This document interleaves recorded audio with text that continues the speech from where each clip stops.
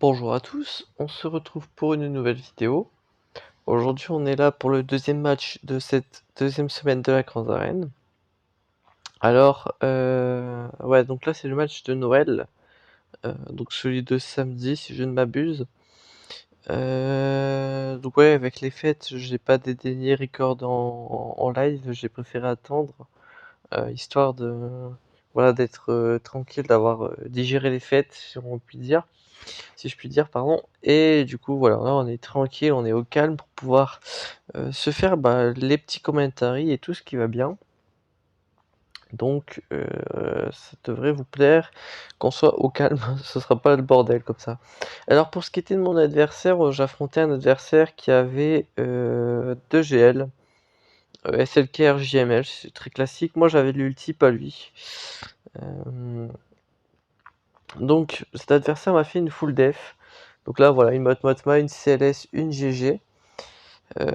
Au nord, il y avait une SLKR, et je sais plus, mais de toute façon, on va découvrir ça au fur et à mesure, pas d'inquiétude. Donc voilà, moi je commence avec une DJKR versus GG pour commencer. C'est un counter assez simple, assez classique et assez sûr surtout. Vous allez voir, je vais avoir besoin de beaucoup de team pour ce fight. J'ai mis Plo Koon histoire de garder mes Jedi pour mes différentes autres teams. Je pense à la GML ou encore à il faut aussi garder des Jedi pour la Padmé ou encore pour avoir la Gas Clone, il faut bien avoir Gas en lead. Donc forcément, de ce point de vue-là, c'est plus intéressant d'avoir Gas. Donc il faut savoir faire des choix et celui de d'avoir Plo Koon dans la team en fait partie. Donc voilà, là on peut faire un gain TM. Hop, mes excuses, moi je vous parlais de calme, mais au final, il n'y avait pas de calme, j'ai dû faire une pause, enfin bref. Donc là voilà, hein, le gain TM avec Plo Koon c'est plutôt intéressant, c'est pour ça que je l'utilise. Hein. Bon là il trigger mon savior, c'est pas terrible. Il se fait tuer par la même occasion. Là on dispel le DDK. Je vais revive Plo Koon, c'est un Jedi, hein, donc forcément je peux le revive avec Jolly.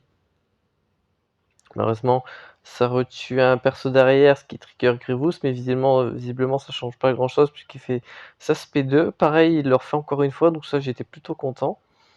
Hop, là je me heal, je mets des boosts, notamment prot, basique pour réduire encore un petit peu les stacks sur le B1. Puis là on va pouvoir marquer dans pas très longtemps le GG avec mon Revan, comme ceci. Et en gros là le but c'est de le tomber. Bon, la marque se suffit à elle-même. On réduit le TM du B1, un dodge malheureusement avec Plo Koon, mais au final voilà, on tombe derrière le B1 donc c'est pas bien grave. Ensuite on avait la CLS que j'ai décidé de miroir.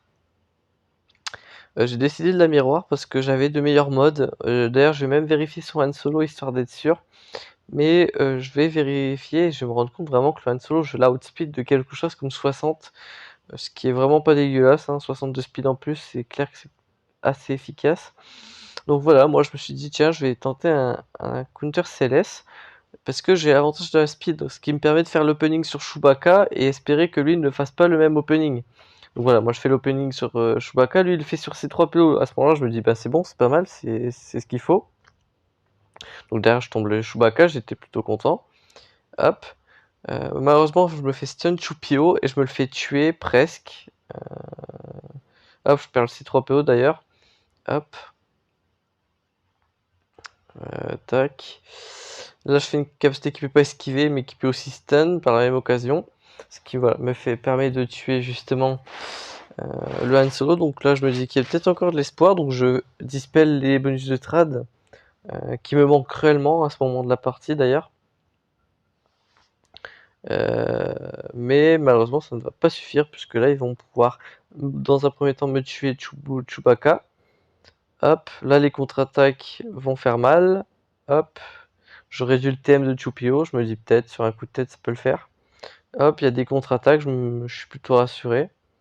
Hop, mais malheureusement ça ne va pas suffire à le tuer. Et là, normalement, si je me rappelle bien, voilà, je perds tout simplement. Donc j'étais assez dégoûté parce que pour moi j'avais vraiment la sensation euh, d'avoir réussi, d'avoir fait d'avoir l'avantage au début, mais ça ne suffira pas malheureusement. Je suis obligé de clean up en tryhard, ce qui ne m'arrange pas. Mais bon, écoutez, on fait avec ce qu'on peut. Hein.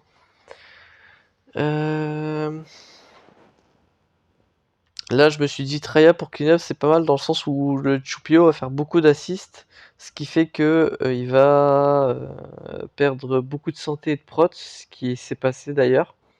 Hop. Donc là, j'essaye de me heal, de mettre des malus. Hop. Là, je vais mettre une basique. Et si je me rappelle bien, à ce moment-là précis, paf, Traya one shot. J'étais plutôt content et plutôt satisfait de voir un petit dégât comme ça rentrer. J'étais plutôt content. Parce que vraiment là je lui ai mis très très cher. Là j'envoie Ipivador avec Marajade, puisque c'est un perso que j'aime beaucoup. J'ai bientôt terminé le modage de mon pied, ce qui va me permettre de lui accorder quelques matériaux à ma Marajade.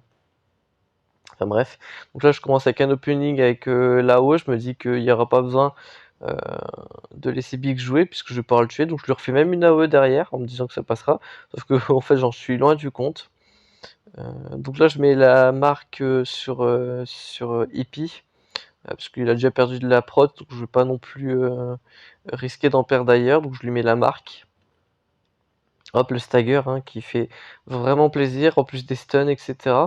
Donc là, le big n'est plus un danger puisqu'il a le choc. Hop.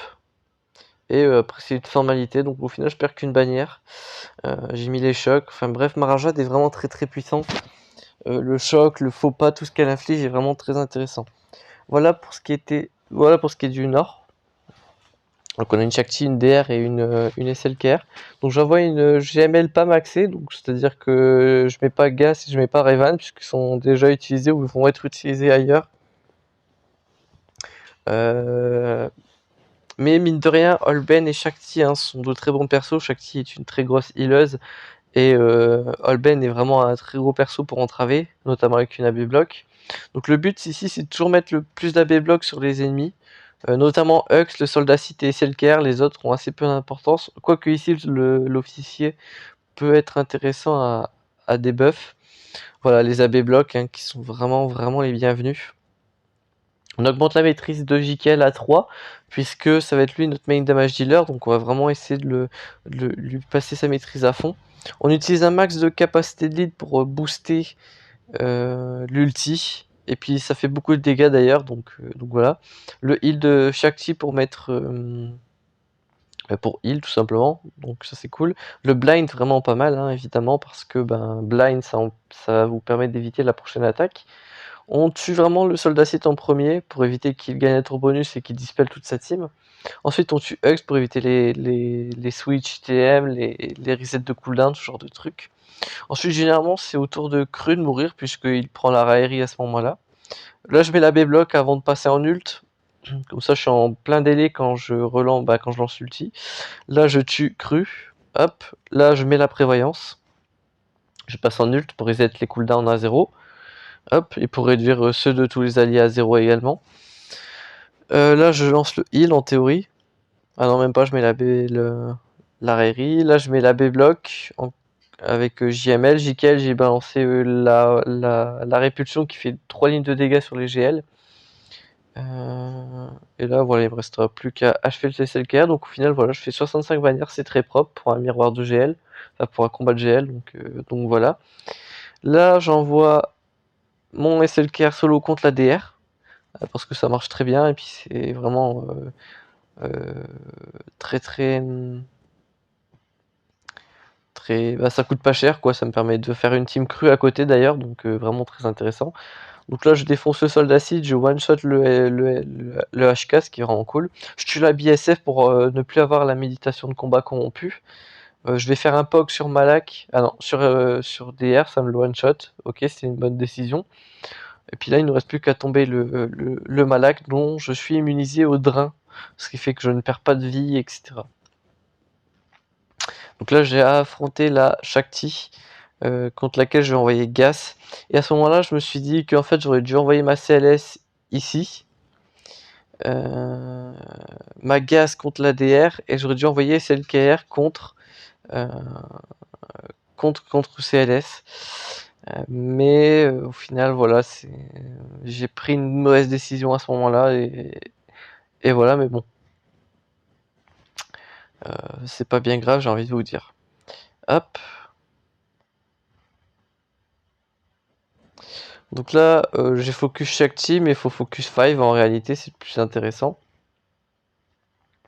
Hop, Shakti se heal. Tac, en fait là, vraiment j'ai continué mon focus sur Shakti. Mais c'est pas bien grave, puisque au final je l'ai quand même tué, donc c'était worse. Là, le Rex qui passe à one tap de déclencher le sacrifice. Pareil pour Echo. Là, j'ai failli me mettre la Raillerie sur 5, grosse erreur, mais au final, je l'ai pas fait. Donc j'arrive à tuer 5, ensuite je tue Rex et Echo parce qu'ils étaient one tap, ils avaient pas déclenché leur sacrifice, donc c'était cool. Et avec Gas qui se relève, déjà il finit full prot, et ensuite, eh bien, il va tout simplement achever Arc. Là, il nous reste quand même 3 grosses teams, mine de rien, c'est pas des teams à sous-estimer en face. On a donc des BH, des GO et ainsi qu'une NS si je ne m'abuse. Donc là, je vais envoyer ma résistance contre ces BH, puisque RRJT c'était un bon counter à ce genre de team. Puisque ici, ça va être du retrait de TM et du contrôle, ce qui est efficace contre les BH évidemment. Donc ben, je le fais tout simplement. Donc là, j'ai quand même 3 persos reliques, puisque c'est 3 persos prérequis GL. Le BB8 et G11 ainsi que le soldat de la résistance. L'AOE de Han qui est vraiment bien hein, pour poser des AB blocs pour des stuns, etc. Hop. Là j'ai fait vraiment une grosse attaque sur un perso fort, puisque bah, on sait ça sur Mendo, c'était peut-être pas ce qui est le plus rentable au final. Donc c'est pour ça que je l'ai pas fait. Ce qui est bien aussi avec le vétéran Han, hein, c'est qu'il a beaucoup de survivabilité, des belles contre-attaques il me semble. Je sais pas si c'est en fonction du lead ou de quoi que ce soit, mais ces contre-attaques sont toujours les bienvenues quand elles arrivent. Là, il a de l'assist, ok, c'est cool. Toujours réduire le TM de Bossk pour éviter qu'il puisse jouer, faire sa raillerie, ce genre de choses. J'avais AB block sur BB8, donc c'était pas vraiment super cool. Là, je tue un des premiers BH reliques en théorie, qui est Boba. Hop, comme ça, pas de roquette. Là, je tue le Django. Pas tarder à avoir le destin illuminé ou avenir lucide, je sais plus c'est quoi le nom de l'attaque de BB8 qui donne beaucoup de boost là, celle-là. Mais en tout cas, elle fait bien plaisir. On réduit encore le TM de boss qui n'aura joué absolument aucun tour. Là, je vais visiblement focus boss, qui est le finir. Un petit stun peut-être sur Griff, ouais. Et il ne reste plus qu'à l'éliminer, donc ça c'est cool. Hop. Donc ouais, j'ai enchaîné un peu comme ça les fights pour, pour vraiment être tranquille dans mon record, pour pouvoir réfléchir, parce que j'avais vraiment besoin de réfléchir dans ce match. Et je vais probablement le refaire dans les prochains matchs, puisque je trouve ça plus intéressant de pouvoir réfléchir comme ça et ne pas me fail. Donc là, je sais que CNS, je peux les counter en BH. Donc moi, la question à ce moment-là, c'était comment je vais pouvoir tomber les GO. Donc j'ai tenté cette comp. En fait, je l'avais déjà vu sur la chaîne de Wampa Custom, alias Pico. En gros, il met le Stormtrooper Han Solo en lead, qui régène beaucoup, notamment avec sa Zeta, Relic, le Weapon Tech, etc. Mais moi, le problème, c'est que sur Han Solo, je ne l'ai pas du tout. Enfin, je l'ai pour l'événement CLS, mais c'est à peu près tout ce que j'avais fait sur lui. Donc, il est G10, quelque chose dans ce style. C'est un très bon perso, le Han Solo Stormtrooper, en termes de tank. Donc voilà. Mais c'est vrai que là, je l'avais pas, ce qui m'handicape énormément. Donc j'ai tenté une variante, j'ai mis un autre lead tank qui ressemble un petit peu dans la façon de se régène à un Stormtrooper Han, donc cru. Et j'ai mis un Watt Timber pour poser les techs, évidemment, le Wampa pour le Daze pour les contre-attaques, le Sron pour tout ce qui va être fracture, ainsi que Swap TM, notamment pour heal incru si besoin. Et un deuxième tank, le Stormtrooper, en me disant que ça pourrait peut-être servir à un moment. Spoiler alert, il sert à rien, évidemment. Tac. Donc là, voilà, je peux poser le Day sur des géos, c'est assez meurtrier. Donc voilà. Là, mon cru, je fais one shot. J'arrive à poser la raillerie sur le Stormtrooper. Hop, en plus il le dispelle pas. Là malheureusement je tape sur l'alpha géonosien, ce qui était pas vraiment très intelligent, puisque... Non, sur la brute géonosienne, puisque je pensais qu'elle avait encore la raillerie, mais au final non. Donc là je me dis le Wampa, il a des chances, et puis je vois l'espion qui arrive et qui met une patate de l'espace, donc ça anéantit toutes mes chances. J'étais dégoûté. Mais bon, moi je me dis bien tenté. Et vraiment là, à ce moment-là où je vois le Stormtrooper tanker de cette façon, je me suis dit que en fait j'aurais peut-être dû mettre le tank tech sur lui et une autre tech sur Cru. Parce que là vraiment sa santé ne bouge pas, elle descend beaucoup moins vite qu'un Cru. Mais bon, au final, je vais décider de replier parce que il y avait aucun progrès faisable. Je les aurais juste remis full vie et ils auraient eu le TM load, donc pas très intéressant. Quoi qu'il en soit, j'envoie mes BH juste après pour faire les NS, dont ça je suis sûr. Euh, Parce que voilà, j'ai 2 anti-revive avec le duo de fête. Mais voilà quoi, il y avait rien de compliqué en face. Juste, ils vont être accros au stun en face entre Daka et l'esprit qui vont jouer à un concours de stun. Assage aussi. Donc ça va être un poil relou. Puisque voilà, ils spamment les différents stuns. Mais dès que j'ai l'occasion, bah, je balance de l'anti-revive. Euh, donc, euh, donc voilà. En plus, j'ai mes BH pour l'exécuteur. Donc les BH, c'est un counter de plus en plus sûr au NS. Ce qui est vraiment super cool pour le coup. Hop, basique sur Daka qui l'a tué une première fois. Donc elle trigger un premier sacrifice de zombie. Là, je vais en trigger un deuxième. Mass Ability Block, hein, toujours intéressant sur DNS, puisque c'est vraiment de leur spécial qu'elle tire une grande force, notamment avec la Plague. Et là, je balance une roquette sur la Daka pour ne plus avoir de revive. Je tue le zombie pour enlever sa raillerie. Hop, là, je vais essayer de focus Talzin, puisque Talzin, c'est une très grosse AOE. Un stun de Assage, ça fait jamais de mal, on réduit sa santé max par la même occasion. Basique, double tap de Django, on remet la raillerie avec Bosque. On fait un heal pour finir full bannière. Je mets une claque au zombie puisqu'il est sur le point de jouer un tour. À ça, je meurs des dots et du coup, on termine le fight. Là, c'est peut-être ma plus grosse incompréhension après le miroir de CLS, c'est le négociateur en miroir. J'ai l'avantage de la speed parce que son Kenobi est R4, R5, enfin bref, j'ai un avantage assez conséquent. Donc je lance le match, assez confiant, puisque du coup je me dis que je la outspeed. Et là en fait ça va me permettre de revoir le match pour comprendre ce qui a cloché.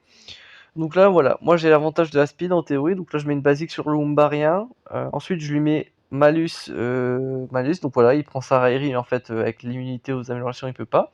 Moi je prends la raillerie à mon tour, j'ai l'avantage de la speed, donc là je peux mettre le Daze, etc. Voilà, je trigger loyauté infinie.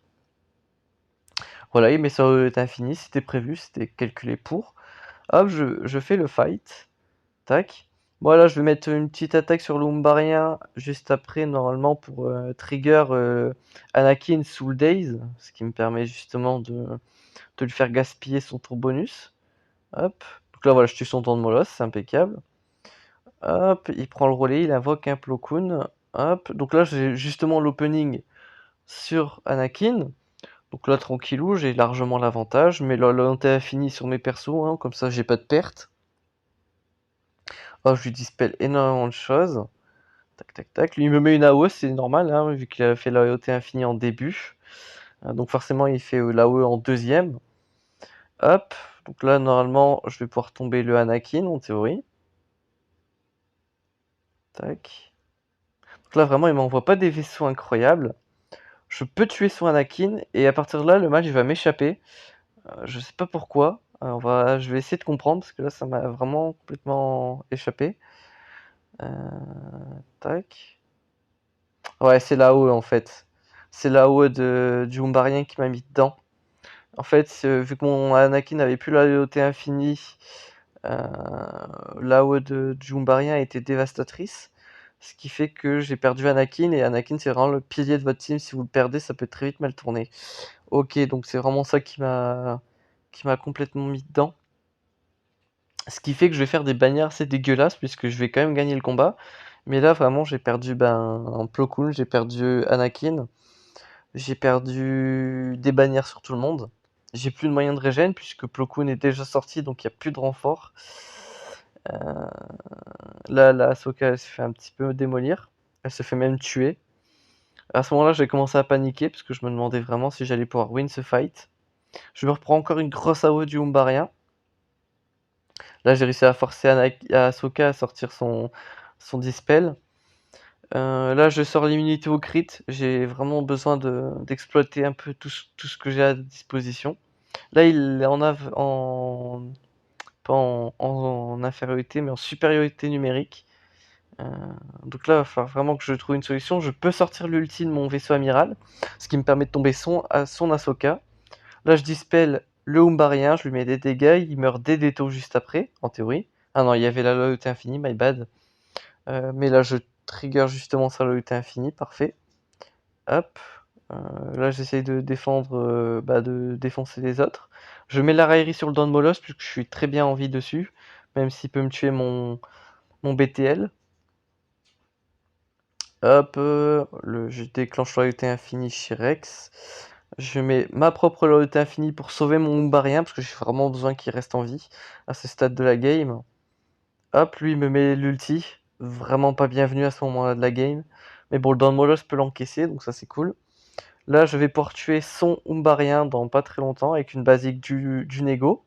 Je mets la haute infinie sur mon Umbarien pour survivre parce que j'ai vraiment besoin de lui à ce moment de la game. Je prends une AOE, mais vraiment là, ça me fait pas grand chose, c'est cool. Là, je tue son Jedi consulaire. Comme ça, je me dis vraiment là, le clean-up à ce moment-là de la game sera vraiment pas très grave si besoin.